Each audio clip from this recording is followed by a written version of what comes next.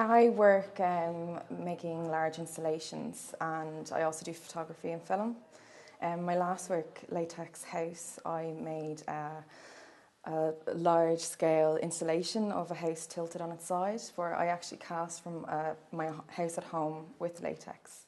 That kind of involves you painting latex onto the house in layers and layers and peeling it back off.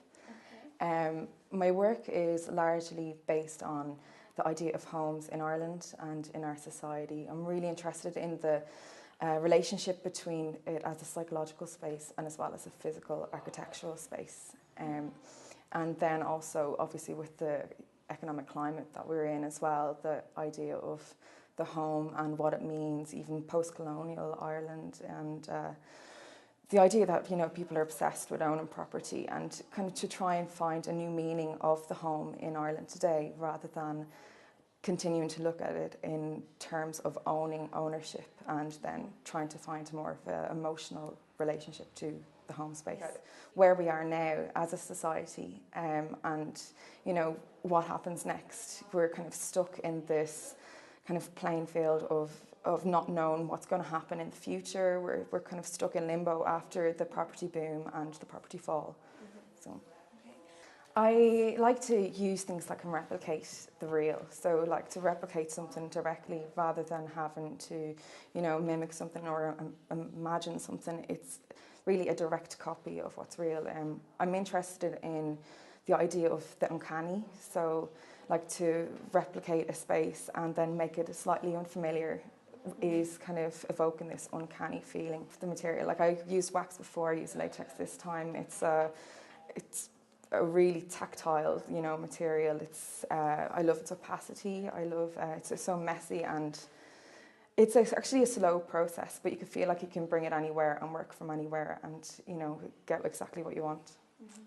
I'm absolutely over the moon about getting the UA award, and I am meeting the president, and but I feel like it was a really big clap on the back after all the hard work in the last 4 years, and I'm just over the moon about it. It's actually, I found it quite difficult. You know, you're going from an environment where you're told to do something by a particular deadline, and you always have a peer group around you to discuss your work with. So you really are leaving a space that have so much support into a space where you're all by yourself.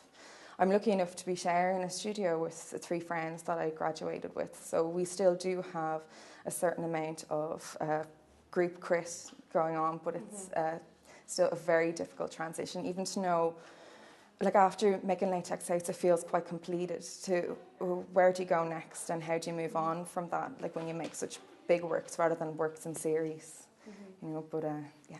I'd like to be financially stable as an artist and be able to put a lot of money back into my work as well, to be able to, you know, have a lot cleaner, polished work, and I'd love to be commissioned to do a few public works that were permanent as well. I love Dohoso, so his work would be, like, I'd be very much inspired by that. I do like Rachel White-Reed and Bruce Newman as well, yeah. Yeah, like I have started to kind of consider, should I downscale the work a little bit, especially because you're fueling a lot of money into it with a very little return. It's very hard to sell large installations in comparison to trying to sell paintings or have a series of videos or like that. You know, I find it, you know, once it's done, it kind of has to be taken back. It's temporary, and I have to really consider what is next. How can I make some money out of what comes next, you know? I think I would like to commission an artist to make a work for me, so I probably would love to get Dohoso to kind of look at my home space and to see how he would react to that, and maybe get him to commission something. I think that I'd love to get someone to actually react to my life and my home and my identity.